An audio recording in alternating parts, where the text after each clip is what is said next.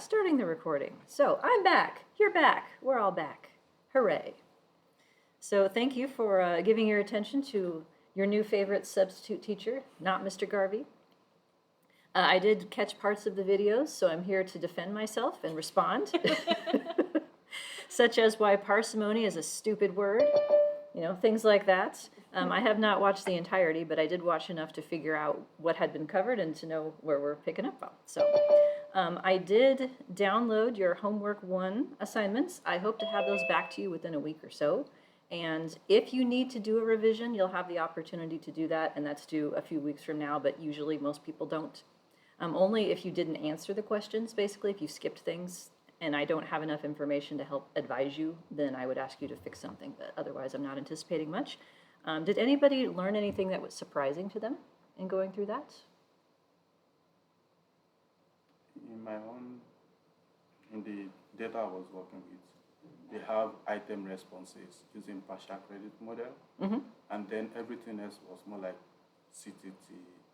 They were using like, for reliability, they were using CTT, and then they were summing the scores, and I'm like, why do you have the measurements model? So they fit a partial credit model and then completely disregarded that in using the scores and computing reliability. Yeah, so and for dimensionality, they were using PC, principal component. Oh boy. So Yeah, so principal components and factor analysis are not the same thing. A principal component model is a formative measurement model where the sum of the items is its own new thing as opposed to the thing causing the responses to the items. So there's a logical inconsistency there because a partial credit model is a formative measurement model from the IRT world using an adjacent category link. We'll talk about those in like a month or two. So yeah, that would be surprising. I agree. I was surprised in the scale I looked at. They had a theory that said they were going to have 2 constructs. So they built the battery with that in mind. Okay, 2 constructs. Yeah, then they did an EFA and said, oh no, actually this 1 construct is actually 2 more. So now they have 3. Okay. And then they did a confirmatory factor analysis on that to support that. But then they said that because they found, because this worked, it supports the previous theories that say there's 2 constructs. So they think there's 2, they found 3, and then they said, that means I have 2. Right, pretty much, yeah. But they kept 3 on the final product. And they also, after doing a EFA and then a CFA, they reported alpha. Oh, so close. Yeah, I see that a lot too. I also see it with validity studies where they go to all this measurement work and then they just add shit up and correlate the sums with things. It's like, why did you do all the measurement if you're not going to use it in answering the validity questions? Right? So anyone else surprised by their homework 1 revelations? Is the cat surprised? Yeah, she looks very surprised. She's wandering around the desk like, where's the food? My cat used to jump on my desk, and I would sometimes have like a bag of Sun Chips, and he'd like stick his head in the Sun Chips and grab them and just run away. I was like, hey, quit stealing my chips.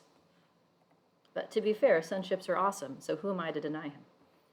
Anyway, well, I will look forward to seeing that work. Next thing you have to do is formative assessment number 2. That is up. You should be able to answer, I believe, all of the questions or all but the last one, I think. There's one that we haven't talked about. There's more questions than usual because relative to previous semesters, I started them later. I gave you more room at the beginning of the semester to kind of wade back in and have all the snowstorms and whatnot. So there's a little more questions this time. There'll be fewer next time to try and balance it out. So it's just a chance for us to review and discuss and make sure that we're all on the same page as we head towards the next assignment, which is not the week after. You have an empty week, and then it will be. So you have 1 week off where you don't have anything due. So you're welcome. And that means you're welcome to myself, because that means I get a break too. So it's all good. All right, so I'm going to pick up here talking about model fit, if that works for y'all. You've seen this a couple times now.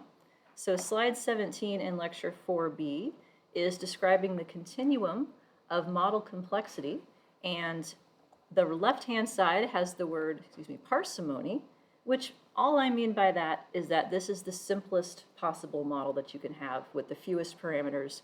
And then the models increase in complexity up to the most complex that you can have, in which you are literally just trying to estimate every mean, variance, and covariance there is. So our model, as a factor analysis, is trying to recreate this pattern, but use fewer parameters to do so. So to try to be more parsimonious.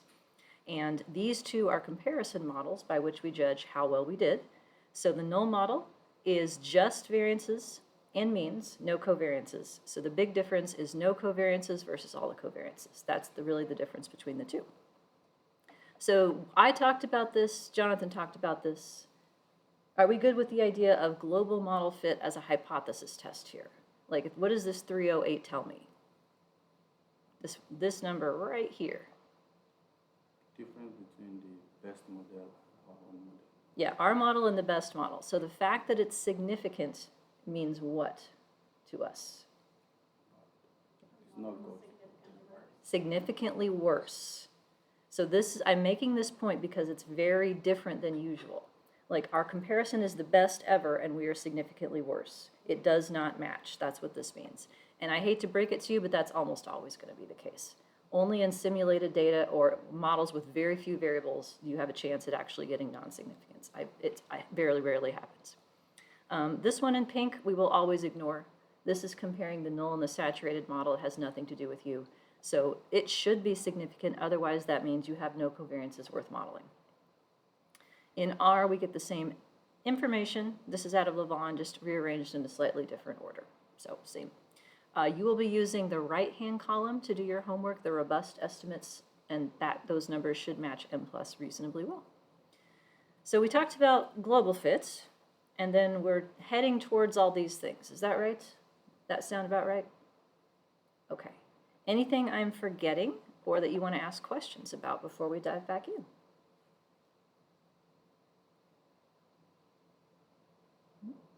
Okay, moving on then.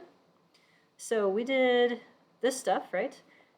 So a bunch of different fit indices, SRMR, and what's the rule if it has the word residual or error in it? What do you want it to be? Big or small? Small. Small. So any fit index that has the word error or residual, 0 is the best you can do. So we want these to be as small as possible. This one is how far off, on average, your predicted correlations are from the data estimated ones. We have RMSEA, which is also a how far off from perfect measure, but it's per degree of freedom left. So this one, especially if you add parameters to try to make it fit better, but they don't do a good job, it could actually get worse. It wants fit per parameter to be an improvement. And there's lots of different labels for what this should be, but again, smaller is better. CFI and TLI are relative to a different standard. They're relative to the null model. So because these have the word fit in them, you want them to be big. 1 is perfect for CFI. TLI can actually go above 1. So usually CFI is what I would pay more attention to. And so this is how much better is your model than the null model that's the worst kind. How far have you come since you started graduate school, right? That's what this means. How much better are you than you used to be, not how much worse are you than perfect. So we do this, and these conventions, all of these, this should be this, should be this. I want to make sure that you understand that these are not set in stone. And there's a lot of new research that's focused on this. So all of these standards pretty much come from one simulation study from 1999 that has been cited over 100,000 times. And this study did not do derivations to figure out what optimal values are. They did simulations. And even the best, most comprehensive simulation can't cover everything.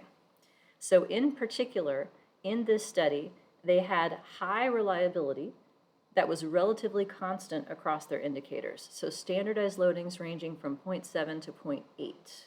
So do you remember what a standardized loading is? Remember that term? If you had to describe what a standardized loading is in one word, what would that word be? And it starts with a C.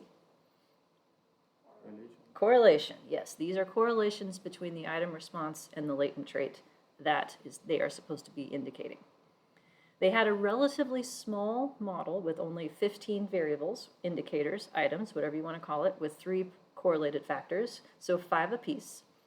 They had complete data, So no missing data as part of the story, and it was generated assuming that all of the item responses were perfectly multivariate normal. So optimal situations here relative to what we see in a lot of applied research. And so then people have started picking apart these. And it's like, well, what if the standardized loadings are smaller? What if we have a lot more items? What if we have a lot more factors? How do these recommendations change? And I just want to give you a little bit of exposure to this. There is a review article by Steve West in the second handbook of SEM that you can look at for sort of a broader summary, but just here to give you a sense of what this might be like. So here's one study looking at the impact of missing data. So they looked at two different kinds of misspecification, one that had to deal with correlated residuals and one that had to deal with like a more general thing. And what they found is that if you have missing data on an item that in the true population model has a residual correlation, then your fit won't pick up on that to the extent that you have a lot of missing data. Like you're missing the information that would tell you that the model is wrong. If you don't have the indicator, then you can't tell that it needed to be correlated with some other indicator. So these pictures show what happens to RMSEA as an indicator of model misfit as a function of percent missing, and the results look too good as you increase in missingness. So the standards need to take into account how much missing data you have. This is true for not only RMSEA, which is how much worse you are than perfect, but it's also true for CFI, which is how much better you are than the worst model. It works the same way for both. The same thing happens if it's not just a single correlated residual, but you have more structural misspecification. So this is a common thing people do when they want to deliberately screw up the structural model, is to omit a correlation that needs to be there. So for instance, if you fit a single factor instead of two correlated factors, this is what happens. RMSEA gets less worse with more specification when you have more missing data. So missing data interferes with the model's ability to tell you that it doesn't fit. That's the take-home message. Making things worse, there's inconsistent evidence across what happens given the number of variables in your model. So here are a couple of examples where in these pictures here, we have standardized loadings in the top of 0.4 versus 0.8. And what should have happened is given by the solid lines. And so this is, the x-axis is the number of variables in the problem, and this is an index of CFI, and this is RMSEA. So as you get fewer and fewer cases, like this line right here is only 200 people relative to 500 or 1,000. As you get more, get fewer cases, the ability of these models to judge misfit decreases. So like in this case, the model should have been fine, but CFI is tanking as a function of the number of variables in the small sample case. So it's telling you your model sucks even when it doesn't. And that happens more if you have weak loadings than if you have strong ones. And the same thing happens over here, but even weirder with RMSEA. You get this curvilinear thing where if you have a well-fitting model, it's fine. Like this one right here, all the RMSEAs would be within bounds. But in these types of misspecifications, it's a complex function of the number of variables and the sample size. So these papers have a lot of detail to them. The idea that I want you to take home is that the standards don't universally apply to every case. They were developed for a very specific set of conditions that aren't necessarily representative of the models that people fit. Here's another one. So this is looking at the impact of reliability, and that is adding on to the original simulation only having items with good reliability. Well, what happens if it sucks? So this is the distribution under a model that was deliberately misspecified. So they omitted a correlation between factors that should have been there in the population model. And if you have the, let's see here, this black line right here, this is if your loadings are 0.9. RMSEA is the x-axis. So in every single replication of their simulation, you would come to the conclusion that, yeah, this model sucks. The RMSEA is way too high. What if it were 0.7? Well, you're sort of heading into ambivalent territory here. Some of these are heading close to 0.08 or so, which some people would say is good enough. But if you have a loading that's only 0.4, it's always fine. And the same thing happens with SRMR, because both of these are comparisons to the best model, how much worse are you than perfect. And this is CFI, which is a comparison against the worst model, and you can get basically any result. If you have a 0.4 loading, it could be great, it could be terrible. Whereas if you have strong loadings, it correctly identifies bad fit. So this seems a little bit weird, but if you think of it this way, if you have a really, really strong signal in your data, you have a lot of information to say, oh, well, the model said this should be the correlation between these items, but this is what it actually is, and I can judge the mismatch because these correlations are well estimated. If you don't have a strong signal, it can't tell you as accurately if you're wrong. It's like, well, it's not much of a correlation in the first place, so you're not that far off. So higher reliability makes it harder to get good fit. But that's the way it should be, because we want as strong a signal as possible so that we can identify misfit. We don't want to be wrong about that. There is a mathematical trade-off between some of these indices, such as RMSEA and CFI. So this is a picture that I borrowed from this article right here, where the x-axis is the amount of misfit, so more is worse, and the y-axis is a discrepancy function in which positive values mean the CFI is going to think the model is good, but RMSEA won't, and negative values mean the opposite. So there's a mathematical trade-off as a function of misfit and the number of degrees of freedom, where there's a point where CFI is going to be happier, and then there's a point where RMSEA is going to be happier instead. So this is a lot.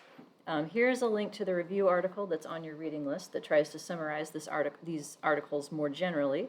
And I also put this in just this morning because I realized I had omitted it. This is a link to a page created by Dan McNeish where you can use, I think it's a Shiny app and also R code to do simulations by which you can say for your particular problem, like what are the ranges I could possibly get for CFI, RMSEA, and that kind of thing. Like given my number of variables, my sample size, my model, all the things. So it's a very much custom approach to deciding how your model fits relative to the reasonable possibilities that are available to you. So I think this is kind of where the world is headed, is no longer, okay, 0.05 is good enough no matter what. That's an oversimplification. But this is an active area of research and probably could be a decent dissertation topic if you found yourself looking for things like that. So, all right, what do we think about that? Do reviewers know anything about this? Probably not. I would not expect a lot of pushback from content-specific journals about your indices of fit, but I do want you to be aware that it's not as simple as it used to be. So that's step one, global fit. Indices of, on the whole, how well does the predicted covariance matrix from your model recreate the one that you get directly from estimating means, variances, and covariances by the data. If your model fit is not good, stop, do not pass go. All of the answers are probably going to be wrong to at least some extent if the model doesn't fit, so we don't want to interpret those.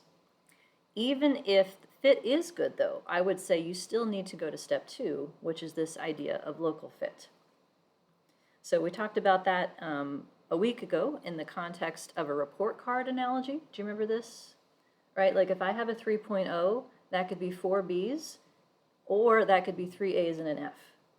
And when it comes to fixing your model, I would so much rather have 3 As and an F, because it's like, nope, that one, that's the problem. And if you can fix that one problem, it's all better. Whereas misfit that's sort of scattered everywhere is much harder to deal with. So knowing which case you're in, like is the model decent on the whole but just not there, or is there something, some little part of it that's really wrong? That's what we want to be able to ascertain with local fit or local misfit. And there's a couple different ways that we can do this. The textbook calls this localized model strain. I call it local misfit. And we are literally going to get the discrepancy for every single element, every mean, every variance, every covariance between what the model says and what the data say. So long as you have one intercept per item, the means are fine. So long as you have a separate error variance for each item, the total variances are going to be fine. So it really boils down to mispredicted covariances. That's what we're going to be paying attention to. There's various scales in which this is reported. So you can get a discrepancy in covariance scaling, which is not that helpful because covariances are scale specific. You can get a correlation version, which is a little bit better. And you can also get something called a normalized model residual, which turns each of the discrepancies into something like a z-score. So you're looking for relatively large values that indicate which parts of your model are not fitting the data very well. And the direction of these is indicative of which way the problem goes. If you see large positive values, that means the items are more related than what you predicted. There's something else in common that they have beyond the trait. You're insufficiently predicting their covariance if it's positive. Those are easier to fix, by far.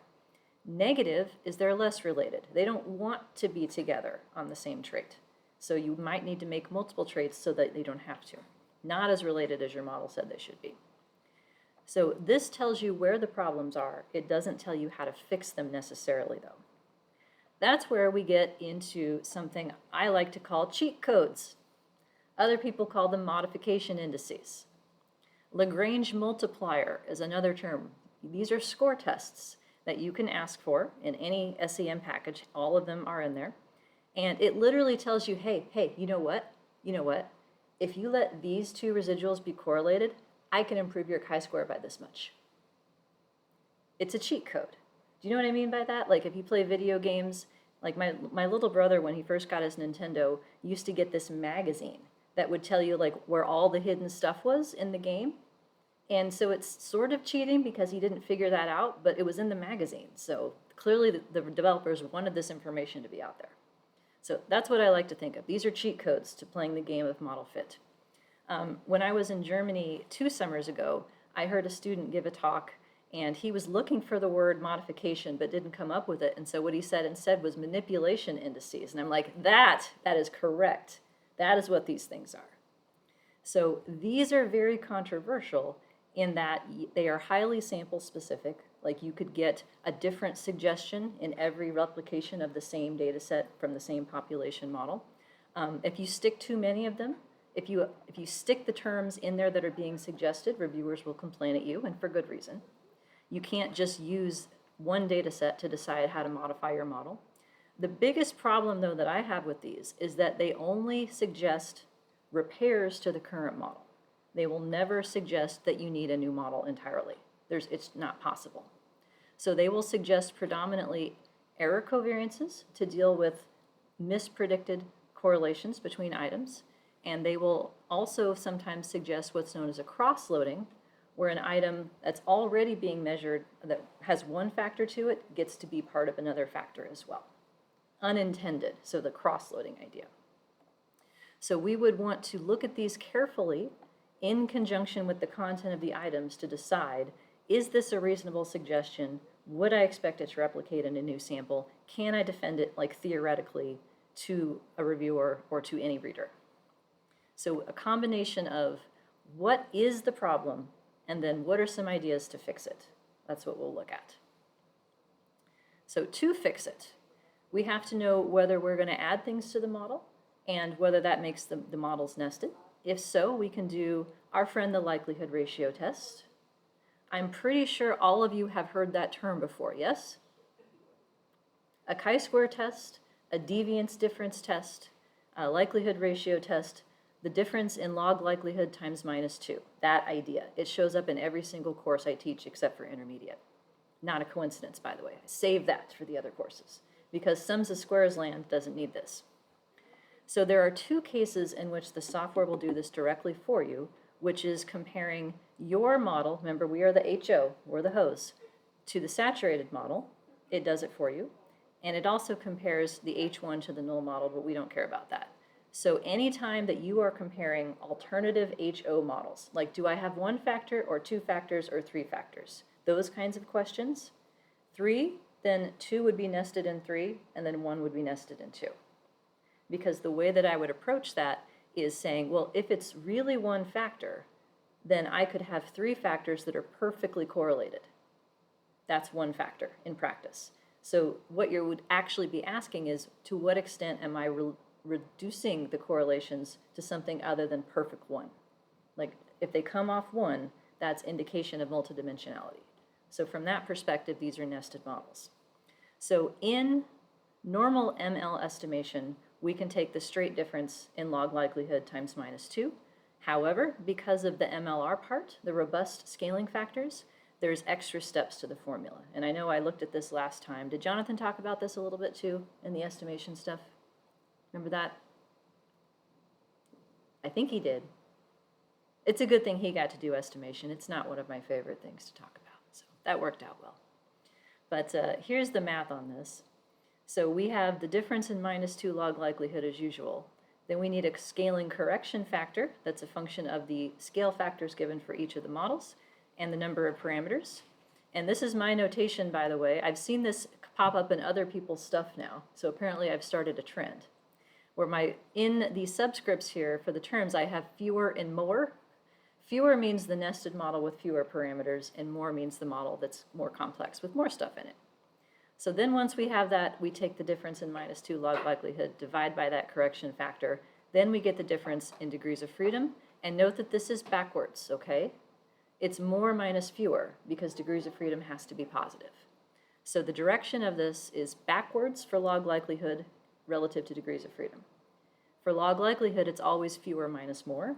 For degrees of freedom, it's more minus fewer. I built you a spreadsheet for this. You can use ANOVA for this in R. I'm not sure if Stata's LR test works for this or not. I don't use Stata for SEM very much. And then the difference in this, you would compare to a chi-square distribution. So if you add 1 term to your model, then the difference should be greater than 3.84. That's for p less than 0.05. 2 terms would be 5.99. 3 terms is 7.82, I think. I had it memorized up to 4 or 5 degrees of freedom, but you don't need to memorize that. And I will note that if these scale factors, as estimated by the model, are 1, then this formula just simplifies down to the standard -2 difference in log likelihood. So the rules are, in talking about this, if you are adding a parameter, your model can get better or not better if we go with straight change in log likelihood. So if your log likelihood is bigger is better, then you would say that adding the parameter helped. If it's not significantly bigger, then the model is not better, meaning whatever you added was unnecessary, it didn't make a difference. If you're removing a parameter, you would talk about it the other way. If you're trying to simplify and you get a significant result, then you've made your model worse. That's the basis of the original model fit test relative to saturated. How much worse have you made your model by taking things away, by trying to approximate the covariances with loadings instead? So an example of this would be going from 2 factors to 1 factor. Also, can I constrain the loadings to be equal to see if they are equally discriminating or test tau equivalence? That's a nested model where we're taking things away and asking whether we made it worse. As a side note here, in certain cases, like a correlation of 1 between the factors, that means the null hypothesis for that test of 1 is on the boundary. So to be technically correct, you should be using a mixture chi-square instead, where the cutoff would be 2.71 for 1 degree of freedom instead of 3.84. So it doesn't make a difference most of the time, but you may hear people talk about that. And this is exactly the same issue that we talked about in other classes when adding random effect variances and covariances. Same still deal. You can also use AIC and BIC, which are transformations of -2 log likelihood. So if the model is non-nested, like I have an item that I think should load on this factor, but I'm not sure if it loads on this one or that one, those models would have the same number of parameters and couldn't be compared with -2 log likelihood. You can do it with AIC and BIC. And cough, cough, homework question. Everybody see this right here? If your model has different items in it, you cannot compare them. Okay, you with me? Did you all hear that? I guarantee this will be a homework question. And also, I guarantee that my computer wants to restart itself during class. Every single time. Now I got to make sure I'm still recording, because that's where I went wrong the last time. I think we're good to go. All right. So here's this thing. Items are outcomes, right? And if you are trying to maximize the likelihood of your outcomes, the metric for height has to have the same outcomes in it. If you take outcomes out, it's going to get shorter because they're not there. It's not on the same scale. So if you reduce the number of outcomes, you have changed the dimensions of the covariance matrix that you're trying to approximate. It's a new ballgame. You cannot do that. So it's not only not nested, if you take out items, it's not comparable, not directly.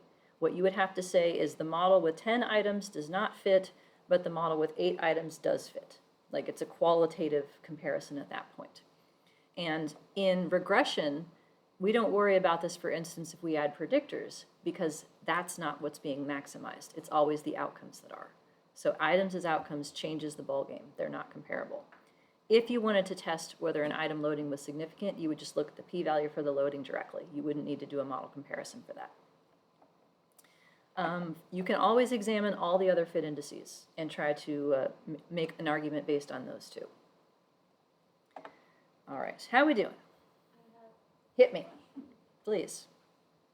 When you say nested and non-nested, can you remind me what we're talking about specifically?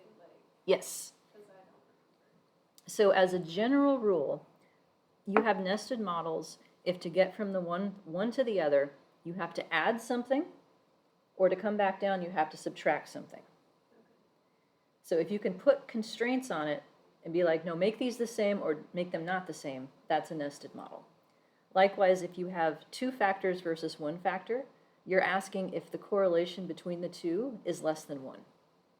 And so you can say, make it 1, make it whatever it wants, and that one extra parameter makes it nested. Non-nested would be if you have to add something and subtract things to get back and forth at the same time.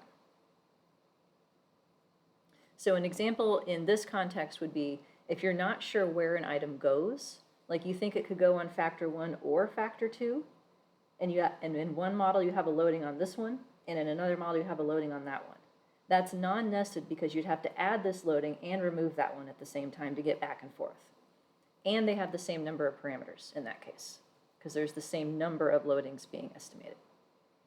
So that's when AIC and BIC would be helpful, as well as all the other fit indices. Okay, does that help? I think so. Okay. Other questions or comments? Everyone's quiet. I'll just throw out there that I was like, that seems to make a lot of sense. Okay, So I have that's nothing good. to say, but I usually am like, I don't know. Well, you know when you'll get to find out if you actually understand this is when you get to do it, right? Because it's very easy to sit and be like, yeah, that all sounds reasonable. I think I'm following, and then sit down at your computer and be like, now what? Especially in this class, because you get a chance to try this on your own data in homework 3 and 5, CFA in 3, and IRT in 5. And I can't predict like what's going to happen to every single one of your data sets. You're going to have to sort of use your own judgment as to what is a reasonable thing to do to make your model fit. But these are the guiding rules by which you would assess that and to compare alternative versions. So that is coming. All right, so fixing the model. Here are the main things that people would do to repair an ill-fitting model. The easiest thing, as suggested by the modification indices, add an error covariance. A synonym for this is residual covariance, and I'm going to try not to use that. I'm going to save the word residual for the discrepancy between model and data. So these are relationships among the E terms for your indicators, indicating that there's something else that they have in common beyond the factor. That's what it means. So this would be a 4th type of measurement model parameter. Do you remember what the other 3 are? Measurement model is item things. Somebody give me one? Naming 3. The intercept. Intercept. Slope. And a synonym for slope? Factor loading. Another synonym? Starts with a D. Discrimination, yeah. So I want you to have the synonyms because different people will use the same, like different words to talk about the same idea. Intercept doesn't really have a synonym. Some people call those the item means, but that's wrong because means are unconditional and intercepts are conditional. What's the other one? So we have intercepts, slope loading discriminations. Is the model perfect? That's structural, but right idea. Error variance for the item. So those are the three. So we're adding a fourth, which is a covariance between the errors. So note the way that I'm saying it, the covariance is between the errors, it's not between the error variances. That's a common way to mess up the wording, and I used to do that myself, that's how I know. So this is additive. So do you remember the pattern, like how the model predicts each of the covariances? Loading times factor variance times loading gives you what it's supposed to be. That's your prediction, and then let's say that your data is over here, like nope, it's much lower. These are literally be like, okay, I'll just add this extra covariance into the model to get me over here to where I need to be. It's like plugging a hole. So it won't be wrong anymore. But then you're left with this, well, why do these things have something extra in common beyond the factor, right? You're making a theoretical statement about how these items relate to each other.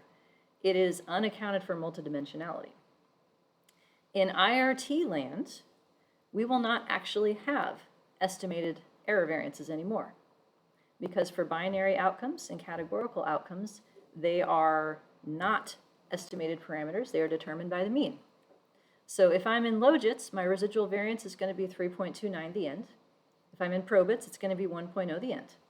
So you can't have error covariances. But there's a hack that you can have.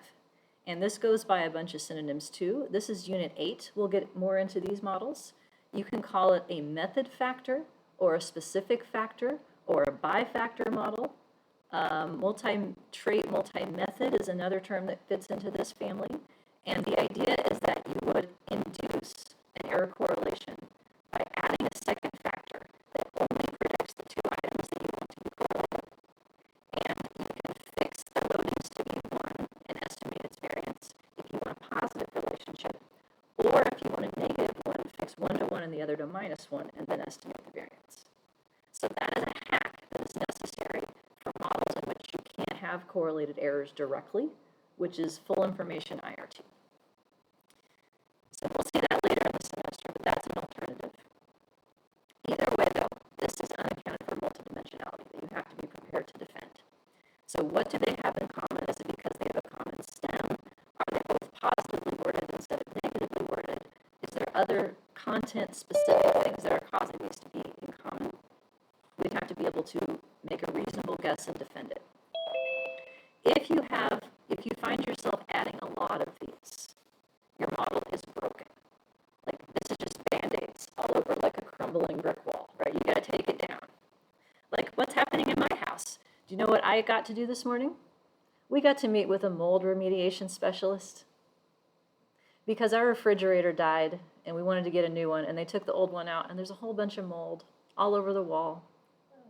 Yeah, fun. I'm like, oh, that's great. So should I just, paint over it, call it good? Yes, maybe not. You're a landlord. I am a landlord of myself and my family, and I would actually prefer to not poison my family. I know that makes me unreasonable. So yeah, we're going to have our wall taken out, and they're going to spray a bunch of crap on the wood underneath it to make sure the mold's not in there. And then they're going to put a new wall up, and then they're going to put a bunch of crap on that, right? So think of this as like mold remediation. It's like if you need a whole bunch of Band-Aids on your model isn't working. That's when it's time to reconsider a different factor structure. Such as, so let me give you a tour of some choices that you have. This is from your textbook. These are 4 different equivalent models. They fit the same. They generate the same predictions. They mean different things. So in this example, they have 6 items that are supposed to be measuring something called social interaction anxiety. The Zoomers say, my microphone has been going in and out. No! Hang on, let me make sure I'm on the right one. It says I'm on the right one. I am sorry to hear that. I'm looking at all of my indicators, and it doesn't seem that anything should be wrong. Zoomers, what if I switch to, hang on. a different one. I'll try to do the one that's on. Okay, is that any better? That's the one on my computer. Okay, that's better? All right, cool. It might be a little fuzzy because you have to hear me over the processor, but thank you for letting me know.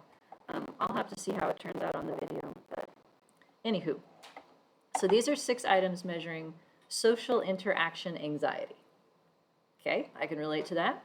And 2 of them have to do specifically with public speaking. Now that's kind of its own animal, right? You can be nervous in social situations, or you can be an extrovert, but really not like public speaking. Fine. So how do you address the issue that items 5 and 6 in this story want to be more related than what a single factor model would predict? Well, here, the middle is the easiest one. Here's an error covariance.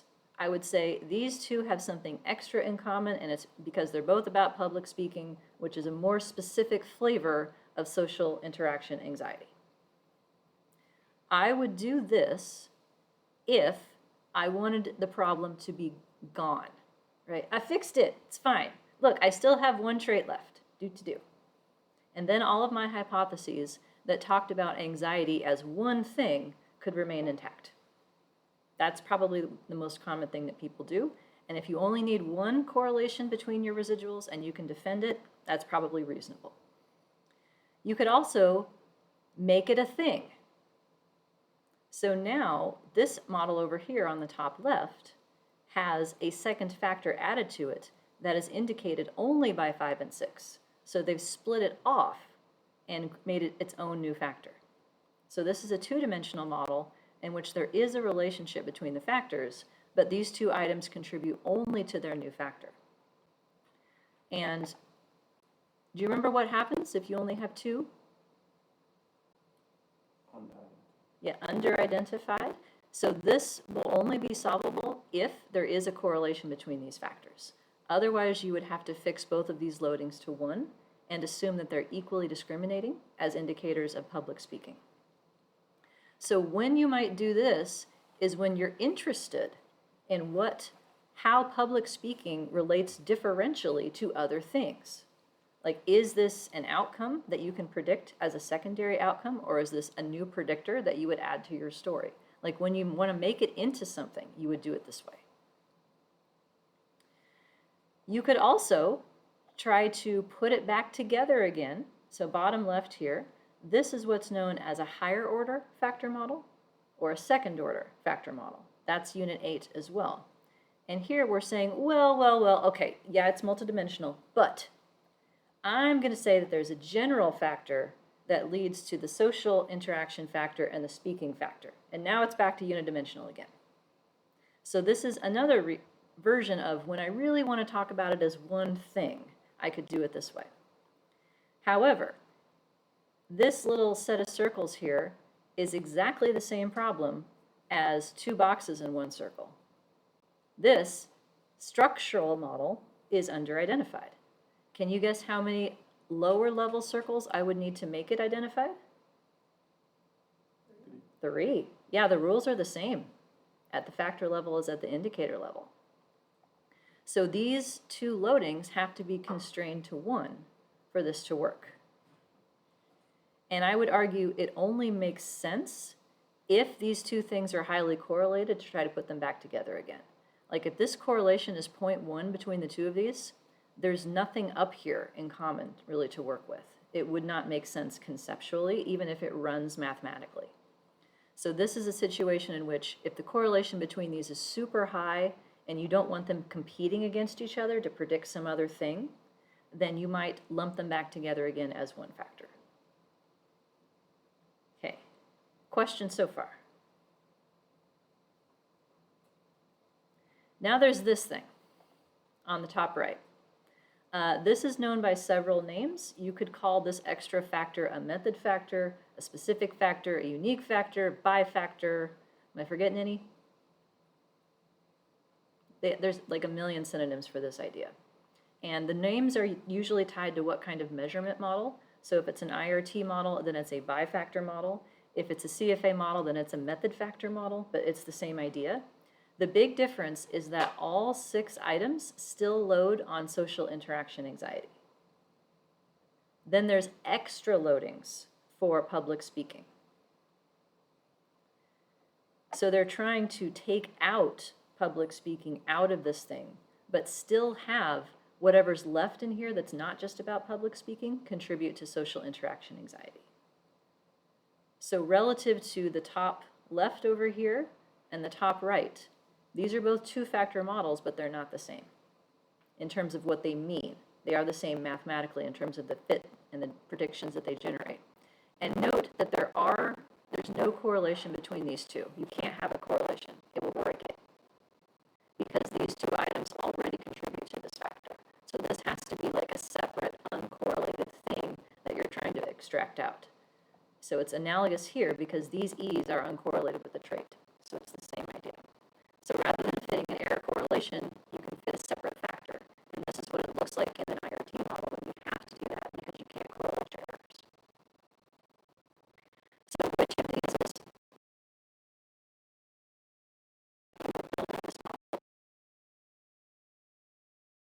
conceptual?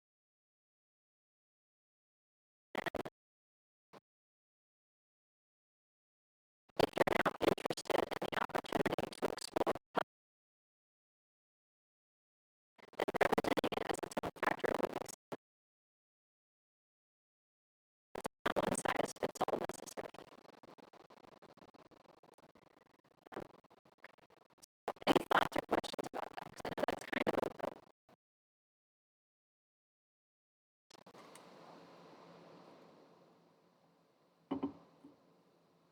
Any other models you've heard of that you want to see if it relates to this? We can play the synonym game all day.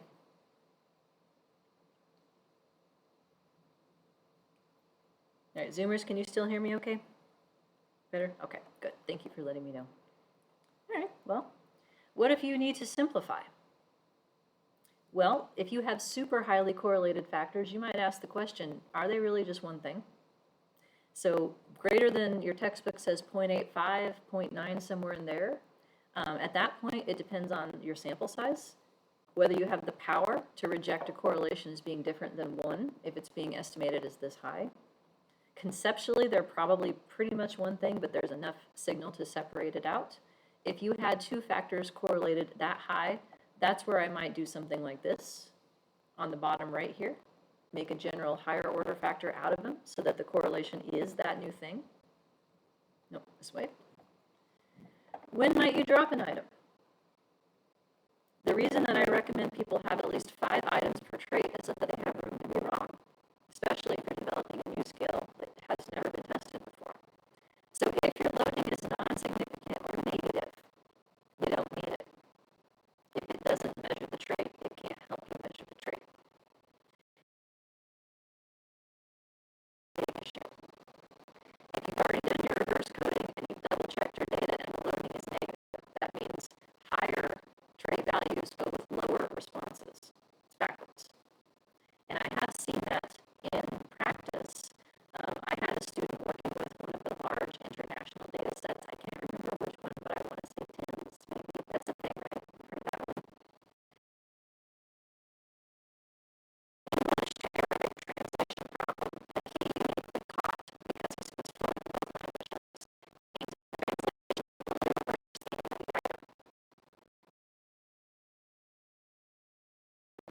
Yeah, and they're like, yeah, but that was what was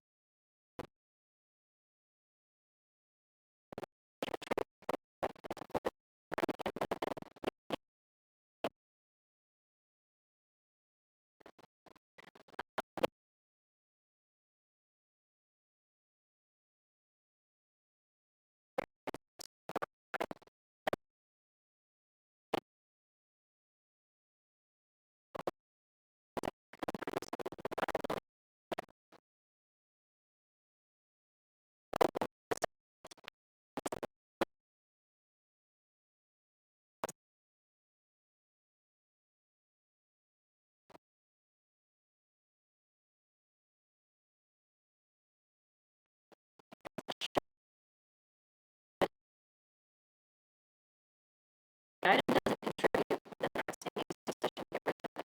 If it contributes, it's a little bit more hard to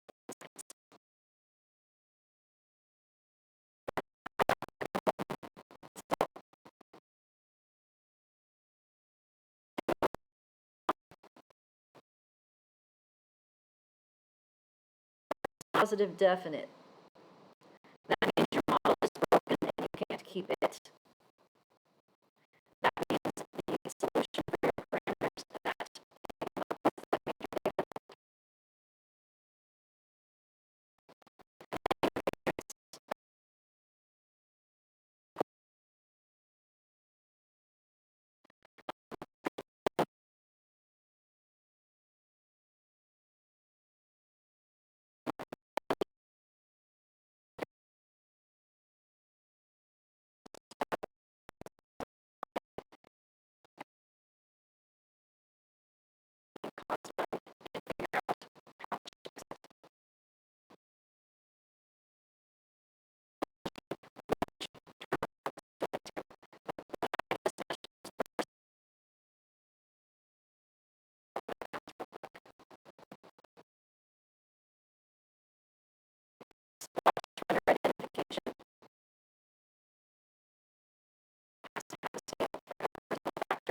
every single factor has to have at least 3 items if you're going to estimate all the loadings. Do you have a marker item that actually relates to the factor? And sometimes things can just go wrong even when you did everything correctly. You can just end up with something that doesn't work, and you'll have to adjust and simplify. I have a note on here about exploratory factor analysis within a confirmatory approach. This is open in case of emergency. Like if your model fit is so bad that you don't even know where to start, you can sort of go back to exploratory factor analysis, but do it within this framework.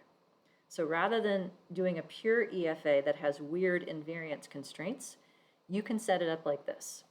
So figure out how many factors you want to test, fix each factor variance to 1 and the mean to 0 to identify its scale.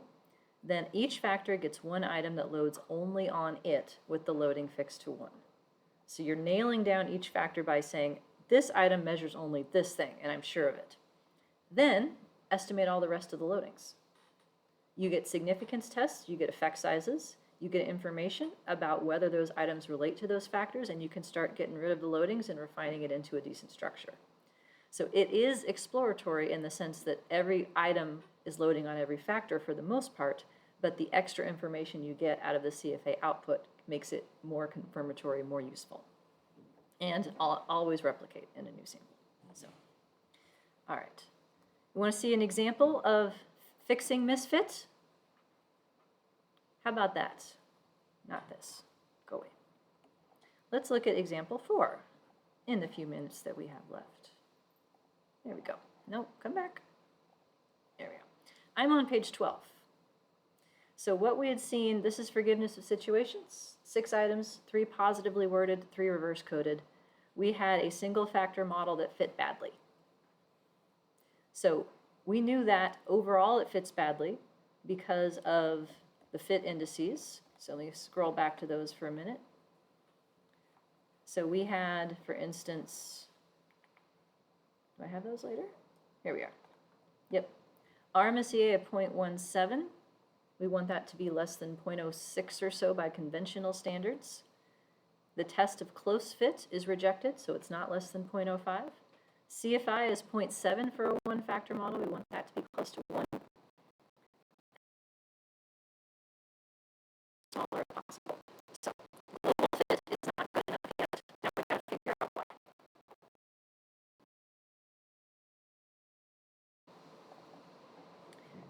So I'm intermixing M plus output with R output since both packages are going to converge onto the same thing.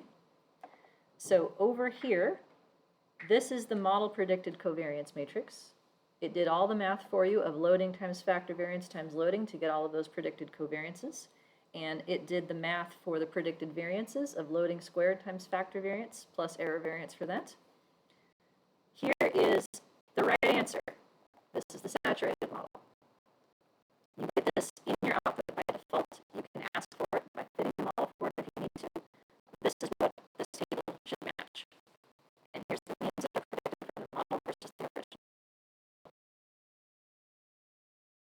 This matrix minus that residual measures which representative. Your residual think off this discrepancy. So we're asking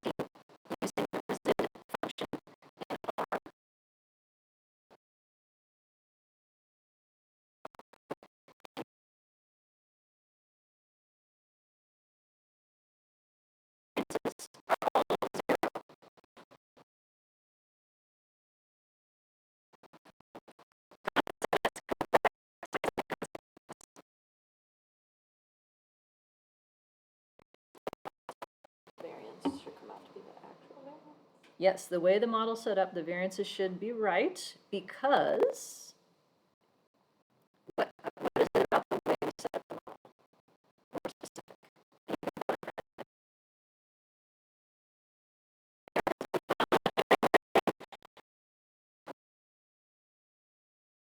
It's for you.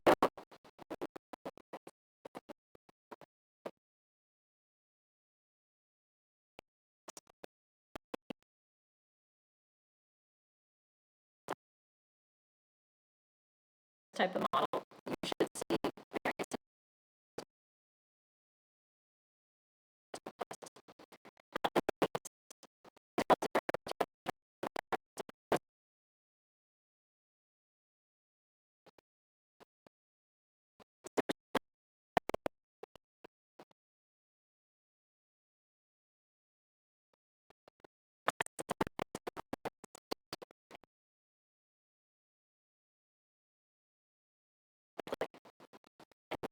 Talking about the way we set it up.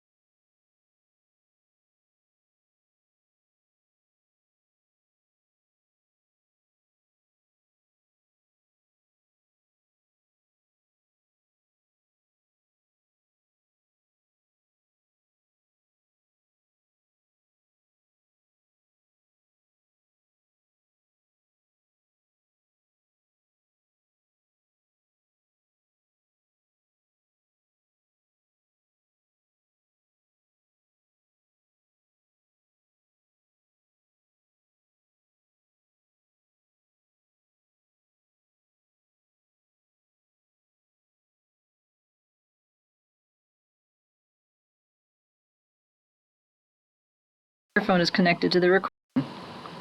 There, now we're going to keep going, damn it. I shall persevere in the face of technology. So these two, it's negative. They want to be less related than what the model says. 2 and 4 want to be more related. 2 and 6 want to be more related. 4 and 6 want to be more related. So these are in a correlation metric. We can get normalized versions. So this is the resid function in Lavon with the option normalized. You can also ask, it'll be spit out in M+ if you ask for residual. And here are those correlations divided by the standard error of the estimate. And so these act like z-scores. So the directions are the same, but now the relative values are important. So what you would look for in tables like this are the biggest numbers. So in our case, this one, and that one. So 2, 4, and 6 all want to be more related than what the model says. Do you have any idea why that might be? They're the not reverse coded kind. So why are those ones getting highlighted and not the reverse coded ones, do you think? Because it seems asymmetric.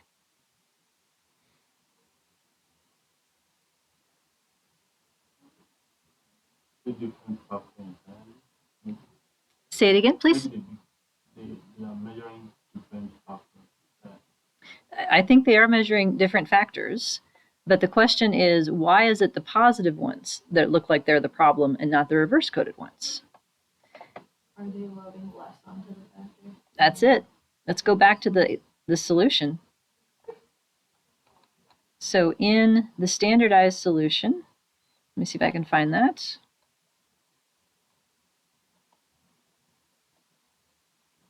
Yep, here's the standardized solution in R at least. The reverse coded ones are higher. So the factor is more of them at this point.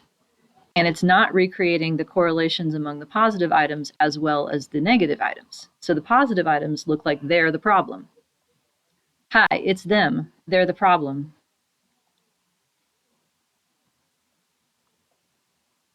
Here we go. So this means 2, 4, and 6 want to be more together. So what I could do is say, hey, cheat codes. How do I fix this? So these are modification indices out of M+. The first column is the chi-square value by how much your model would improve if you did what it said. So it's like, hey kid, come here. If you add an error covariance between 2 and 4, your chi-square, it goes down by 161. I'm a gangster. That's what I'm doing right now. Hey kid. And you know what?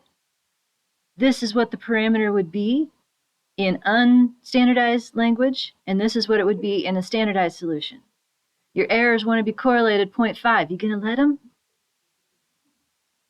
So that's the biggest one. 2 and 6, same tendency.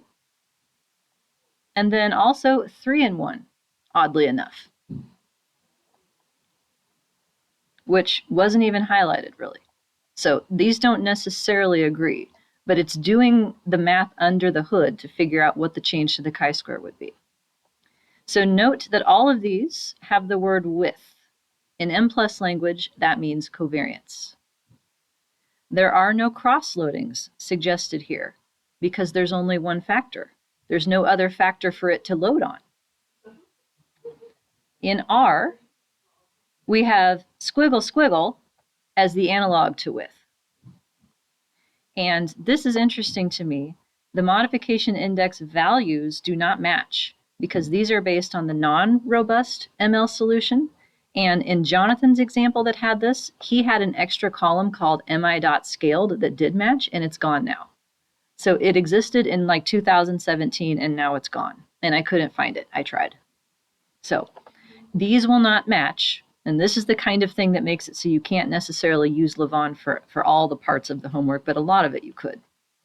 But they're highlighting the same 3 terms here. So this means it looks like valence is a deal breaker for us. The items that are worded to measure forgiveness in the same way want to be more related than the items that measure it in a different way.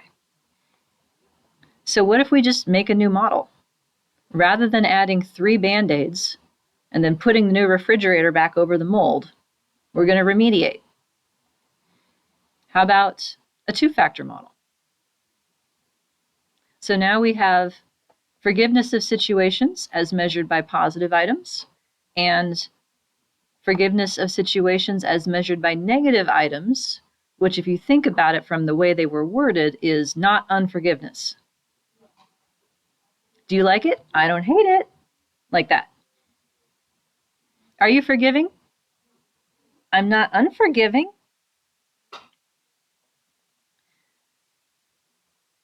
So I have sit P and sit N for positive and negative. I would encourage you to name your factors in a way that makes sense to you. I can't tell you how many people's homework I've helped troubleshoot and their factors are called sit P and sit N. Don't do that to yourself because future you will look back at this and be like, what the hell is a sit P? And that's a valid question.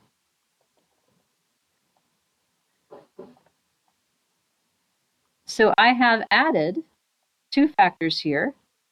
The way they are identified is that each of them has a variance fixed to 1. So remember the name of the factor all by itself refers to its variance or its error variance. Both of their means are fixed to 0 in the brackets here. Means and intercepts are in brackets. I have added this. Can you guess what sit P with sit N means? And feel free to read. Covariance, yeah. And I have a star here, even though it's not necessary, to make the point that I'm asking for this to be a number. If I wanted to shut it off, I could change that to @0. That would make my factors uncorrelated. If I wanted to make them perfectly correlated, I could do @1 because the variances are fixed to 1. So if your model has variance of 1 for the factors, then the covariance is already a correlation. So this is how you could take the same code and with just this change, turn it into a single factor model. then you'll get a non-positive definite error, but it's not actually an error. It's just reacting to this thing being on the boundary. But we're not doing that today. We want to know how correlated these things are. So I have intercepts for each of the 6 items the same. Each item still has only one intercept. That is always true. So each item can have multiple factor loadings potentially, but always only one intercept. Same thing, always only one error variance, despite how many factors it loads on. In this case, though, I'm going with something called simple structure, which means each item loads only on one factor. And I would also call this a congeneric model, which means all the loadings right now get to be whatever they want. The parenthesis part, we're going to talk about later.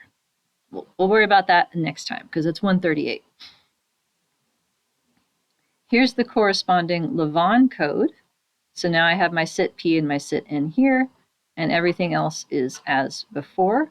For a factor correlation, or covariance, excuse me, I have that.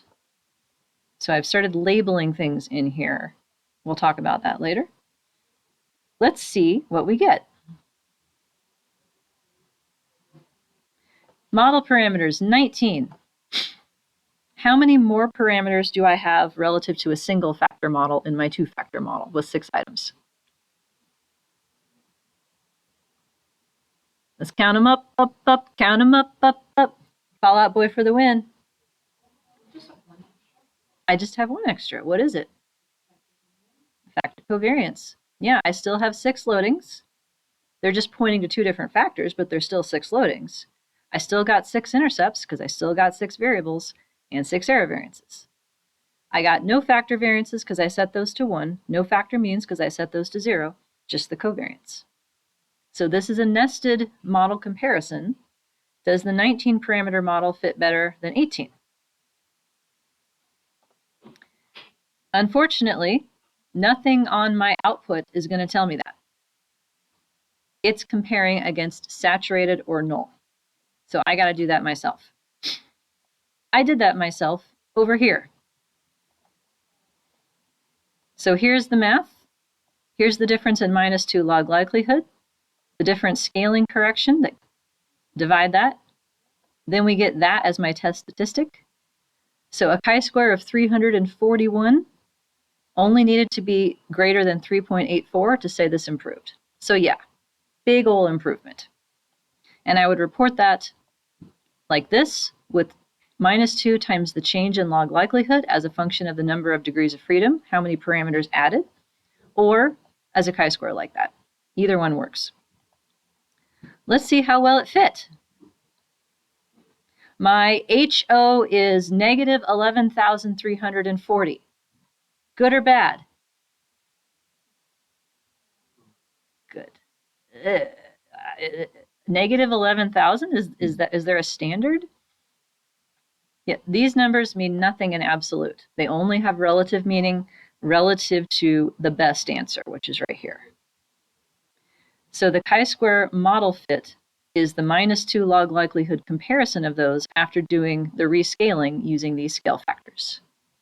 So now my chi-square for the model is only 24. It was like 308 before.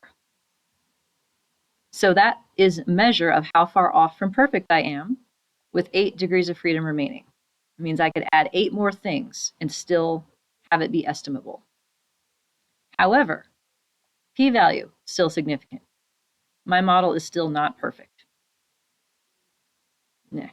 However, RMSEA of 0.04, what do we think about that? By conventional standards, solid.